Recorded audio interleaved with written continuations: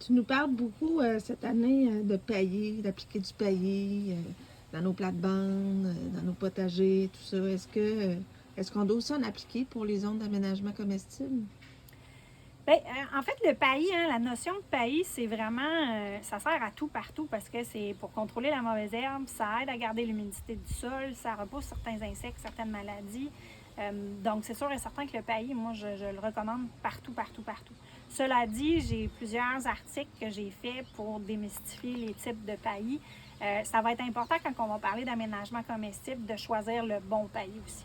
On veut un paillis qui va nourrir notre sol parce que ce qu'on veut, c'est une consommation de nourriture.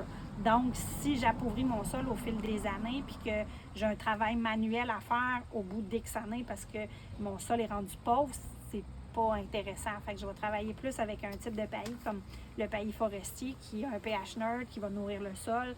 Dans mon verger de fraises, moi, je vais travailler avec la paille qui va justement nourrir aussi le sol, puis en même temps, va faire la job la paille à l'automne de protéger.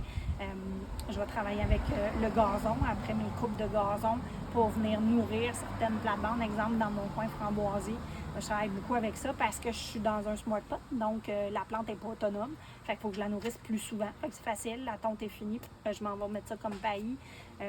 Donc, c'est un peu des trucs là, à utiliser parce que, un, tu veux contrôler la mauvaise herbe. Deux, tu veux garder l'humidité dans ton sol parce qu'on peut avoir des périodes de sécheresse, donc ça demande moins d'arrosage quand tu as le paillis. Puis en plus, tu vas travailler avec un paillis qui va être organique, donc qui va nourrir ton sol, ce qui fait que ça va t'amener un plus supplémentaire à ton aménagement comestible.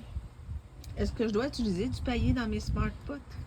Moi, je l'utilise dans les smart pots, puis je l'utilise aussi dans mes pots ordinaires. J'en ai vu quand même une bonne différence parce que justement, j'ai eu moins de besoin d'arroser. Je travaillais avec le déchet de tonte de pelouse dans certains pots, certains smart pots, puis j'ai vu une différence aussi.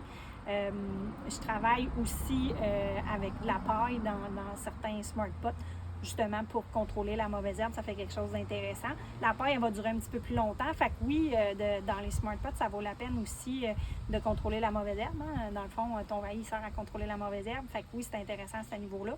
Puis le smart pot, ben, comme il n'est pas autonome, la plante n'est pas autonome parce qu'elle est limitée par le sac. Hein. Elle ne peut pas aller chercher sa nourriture plus loin que le sac. Bien, c'est sûr que là, le paillis va t'amener vraiment un petit plus là, à partir du moment où tu travailles avec quelque chose qui va se consommer rapidement pour la plante. Donc, on parle d'un paillis qui se décompose beaucoup plus rapidement versus dans ta plate-bande comestible. Tu vas vouloir pas nécessairement le refaire à tous les mois, là, puis faire 3-4 fois par été. Le paillis forestier va être intéressant justement parce que ça va être plus sur du long terme. Tandis que dans ton pot, tu veux du court terme. Tu veux que ça nourrisse vite puis que ta plante, elle profite. Fait que là, tu vas travailler avec un paillis qui est à décomposition plus rapide puis qui nourrit ton sol plus rapidement.